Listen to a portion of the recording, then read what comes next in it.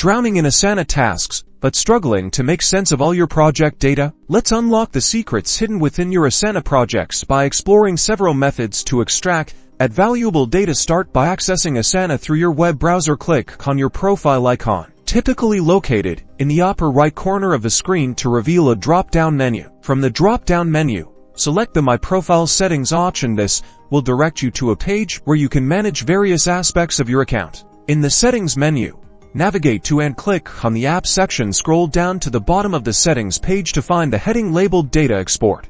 Here you will find the Export button. Clicking this button will download a comprehensive JSON file containing all your Asana data. Be aware that this can be quite a large file depending on your Asana usage. For more focused data extraction, open the specific project you're interested in, then click on the three dots located at the top right corner of your project view to reveal the Project Actions menu. In the menu that appears, select the Export Print option. A submenu will appear, offering different data export formats. From the submenu, choose either CSV for a spreadsheet-friendly format or JSON for a more developer-friendly format. Choose the CSV format. The CSV export includes tasks, descriptions, assignees, due dates, and completion statuses, making it ideal for quick analysis in tools like Excel or Google Sheets. And there you have it.